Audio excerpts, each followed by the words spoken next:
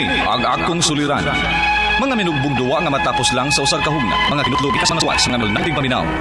Busa kung nalakaw suliran nga taon sa ingkal. Suwata ka o ipalaning atong tulumanon. Kini ang akong suliran. Aron kabuhatan ka na og duwa sa kahanginan o pagatambagan sa mga bulawan ng hunahuna. Kini ang akong suliran. Kini ang akong suliran. Sinumat ni Teresa Tirul Soria, ubos sa direksyon ni Ingrid Miss Iver Tudaso. Dalit kaninyo sa RMN Drama.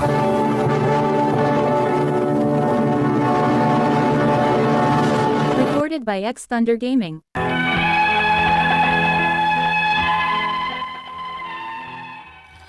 Maayong adlaw kaninyong tanan nga nagpaminaw karon. Ning tulumanon kini ang akong suliran. Ilabi na kaninyo Dr. Rene Obra o Attorney Elaine Bathan. Ingon man sa mga artista nga maghatag og kinabuhi ning akong suwat suliran. Ako si Maylene. 21 anyos, may ka-live-in ug usa ka anak. Itago na lang ang akong address. Punto legal kining akong suliran. Apan dili gyud ni ako.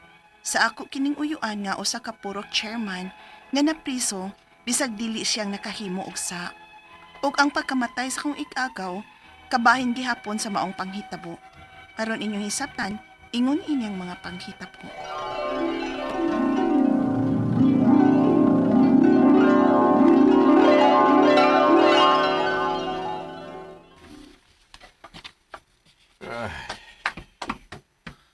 Pa? Ngano ka? Problemado magud kang nauli. Na problema man ko anang uyuan ni mo nga si Victor. Maylin. Ay, kay nga naman Destio Victor. Nag-away mo? Awa man. Kalos agad may mag-away anak niya nga maayo man na siya nga pagkaig-agaw na ko. Pamagali nga na chairman na sa purok, din sa ato, tungod sa iya kabuutan o ka mahigugmaon sa kalinaw.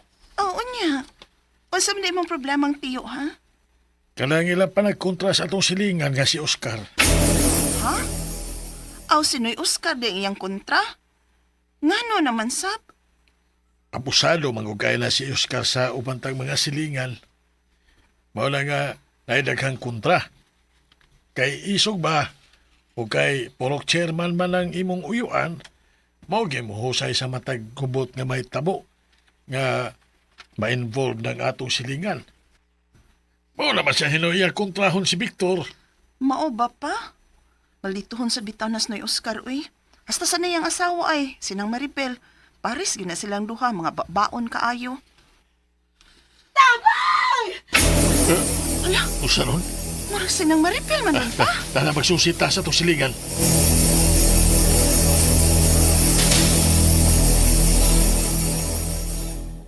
Maribel, sino ka mo? Nang? Nang sa kanang? Nainamuso na ako! Ha? Samtang naligo ko, nakinamuso na ako des kalibunan. Nakila ka ba kung kinsa ang namuso ni mo? Nakamahiog na ko. Bantay lang yun na siyang Oscar, oh. Ipapusil yun na ako siyang Oscar ba kung masakpan ko na? Nang? Oh, ni-report na si Mylene sa barangay bahin na nang sige og pamuso niya matag kaligo niya. Unya, kinsa mo ka na tiyo? May ginudahan siya. Apan amo pa nang ipunggan kay di pa man sab siya sigurado. Kisam ka tiyo, no? Nangante ra ba gyud nas nang Maribel ay. Nga iya ko nang ipapusil ni Oscar kung masakpan. Victor! Victor! Ato sa bahay nila ang Judas kay gisuog siya o gipusil ni Oscar. Kay bao kuno kini namuso sa iyang asawa. Sa!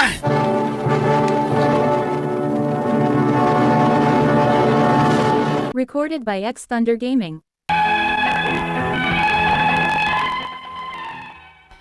Gipusil gyud ni Oscar na muso siyang asawa samtang naligo kini.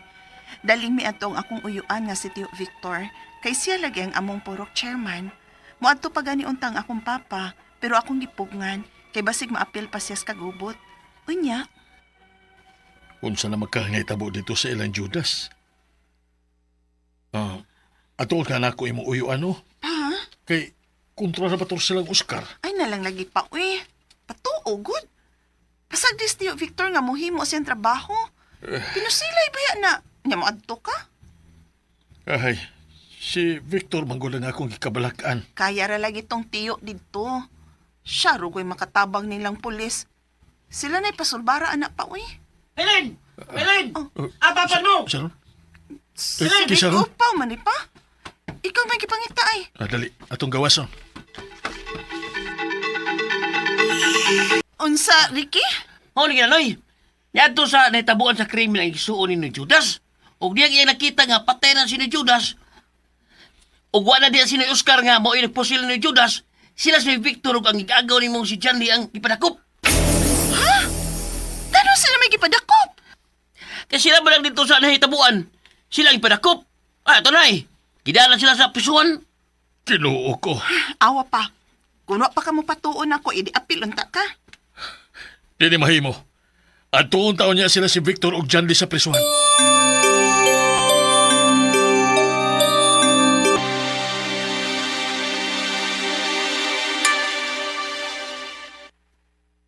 Ay mo kabalakan ako. Pagkagawas ako din eh. Kay dili ako nagpatay kang Judas. May unta tiyo, uy. Ano? May naghiko! Naghiko! Ansa ko na? May naghikog ko, no? May kailaw pamilya ba diya ni John Libacalso? Ha? Oh, Sigaw, Janly?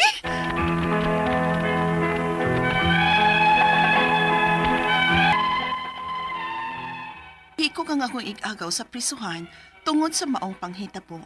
Wa siya makadawat nga mapasangilan sa nga wa nila mabuhat. Ang ako mapangutana mo kining mosunod.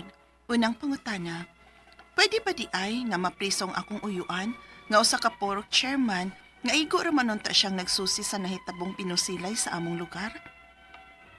Ikaduhang pangutana, napriso sabang akong igagaw nga diha sa nahitabuan sa krimen.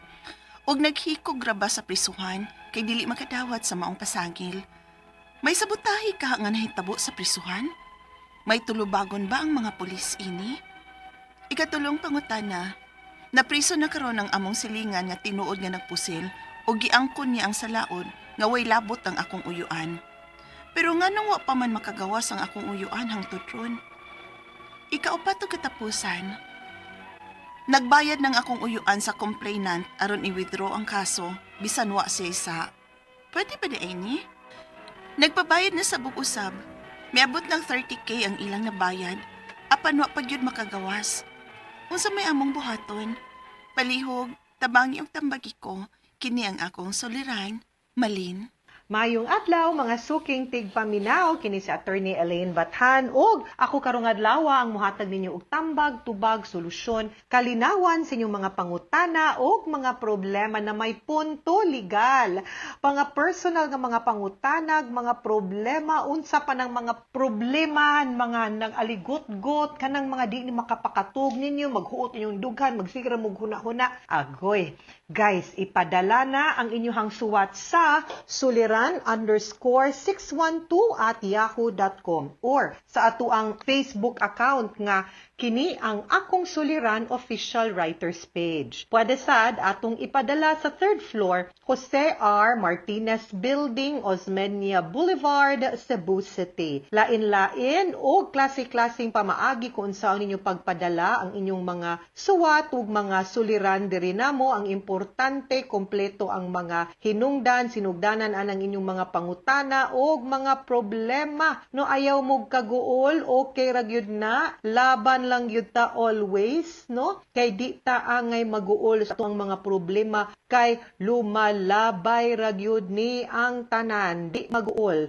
Life is always like that. It's full of problems, kanang mga concerns nato, pero kaning tanan ingon nga way solusyon na ara gyud ni solusyon ang tanan. Ayaw lang yun mo kabalaka, ayaw mo kaguol. Do not be discouraged. Padayon lang yun ta, no? And greetings and a big shout out sa tanang mga nag-like, follows to ang official Facebook page. Dito mapaminaw ang mga nagkakita na to nga mga programa sa DYHP. And a big shout out, big thank you sa tanan nga mga no, na sa ato ang YouTube channel so. And thank you sa mga nagangnin, batuka na magpa-shout out siya, no? permi ka nga magpa-git ang giyabat ni imong mga pangutana, magpatambag ka adto ipadala sa ato ang official writers page, which is Kini ang Akong Suliran official writers page, no? Dagan ko kasi batukan, no? Rating mo. Thank you for tuning in. By the way, nidagan ko sa IPI, no?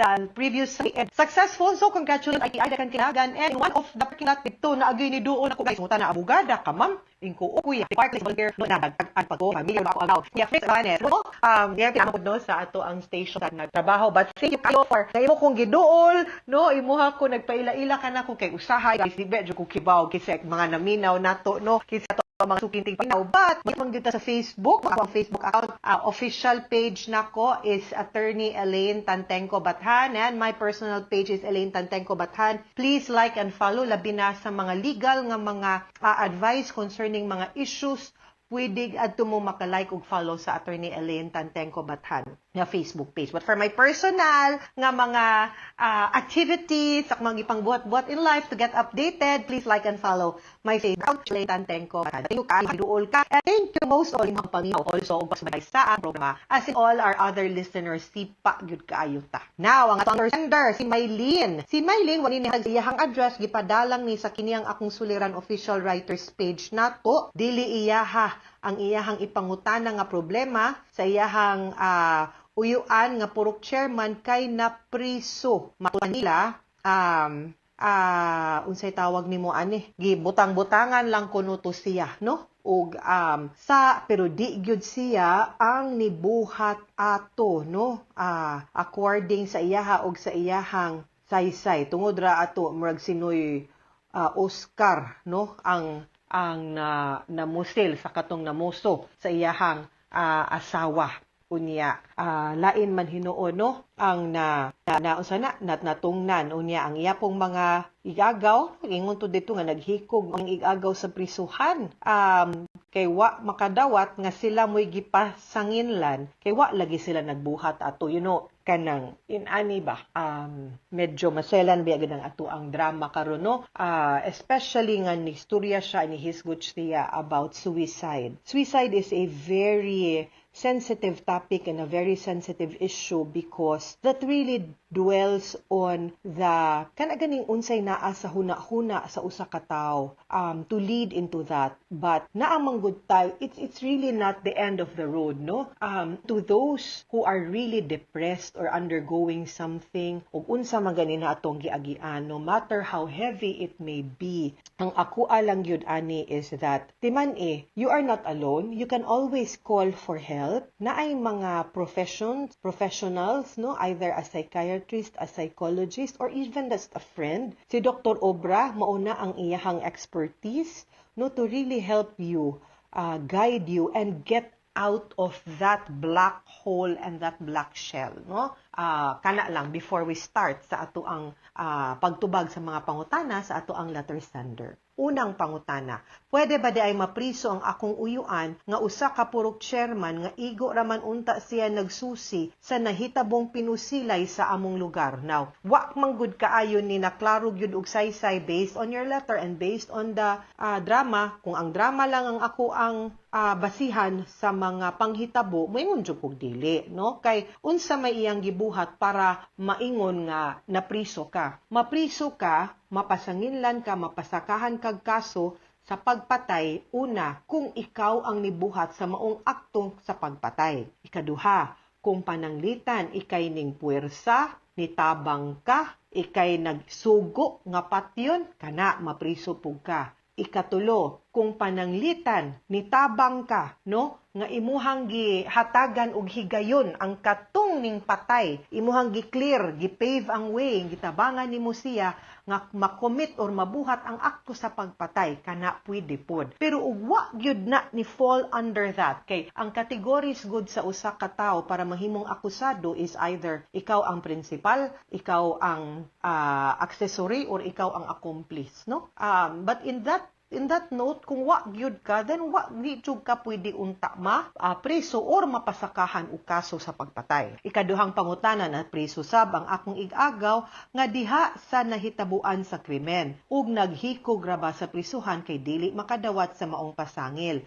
May sabotahe kaha nga nahitabo sa prisuhan? May tulubagon ba ang mga pulis ani? Then you can ask for investigation. Of course, they are ang kaning mga BJMP, no? Bureau of Jail Management and Penology. Mauni ang mga opisyalis who are tasked to manage ang sa atoang mga prisuhan, to manage our jail, no? And sila mo'y in charge ana, so sila mo'y dapat natong pangutanon, susihon atong ipapangutana unsag yoy nahitabo ngano man nga nilid to hikog kung hikog manggani. Mahimo manggod na no nga kung pananglitan mamatay, whether it's suicide or any form of death, ipa-medico legal ug ipa-examine nato ug ipa-check nato ang kanang gitawag nato nga cause of death. Ipa-autopsiya kay makitaan man na sa doktor kung nabunog ba, naabay strangulation, na poison ba, 'di ba, or giatake and everything para makita kung unsa gyud ang cause of death. Then we will know kung naabay foul play, kana atong gitawag nga foul play or wala. Ikatulong pangutana, napriso na karon ang among silingan nga tinuod nga nagpusil o giangko niya ang salaod ug way labot ang akong uyuan. Pero nganong wa pa man makagawas ang akong uyuan hangtod karon? Agoy. Then this is something na dapat ninyong istoryahon or istorya both sa prosecution, katong abogado sa state nga nikiha ninyo ug ang abogado ninyo mismo, whether private abogado or PAO ngano na. Kay kung niingon na dito, then pwede siguro nga ipausab ang information, ipa-withdraw, kay dili di ay siya labot sa angay ikiha ug dapat pagawso na. Or maybe, at least pwede ninyo ipananghin, no? It's a motion nga pada ta mo request, and if upon the evaluation sa huwis, angayan sa yung pagawso na, then pagawson. Or it's also possible nga basin wa panahuman ang kaso paabuton. But hopefully, makagawa sa ragyod pod siya, ha? Ikaupat og katapusang pangutana, nagbayad ng akong uyuan sa complainant aron i-withdraw ang kaso, bisan wa siya'y sala. Pwede ba di ay ni? Nagpabayad na sad usab. Niabot og 30,000 ang ilahang gibayad, apan wa gyud makagawas. Unsay among buhaton. Kung naanay, dapat manggod, dili manggod ka mubayad lang sa complainant, but pahibaw-o na to ang korte nga nagkahusay mo, no? Kay para mo file ta og motion to withdraw, no, the information or motion to approve an affidavit baron of desistance unya ang kaning inyong complainant ang kihanti mo atubang dito sa huwis kay susigon pud na sa huwis. Dili man na basta-basta pod nga ma-dismiss, no? Susihon na sa huwis nga wa ka pugsa, nakasabot ka sa consequences ani nga kung ako ning aprubahan di na ka makakihag balik, no, mga ingon ana, kay kinahanglan man pud na nato i-prove in court. So please kastoryahang inyong abogado, no, para ma-file ang sakto nga motion didto sa korte aron ma-release na ang imuhang uyuan.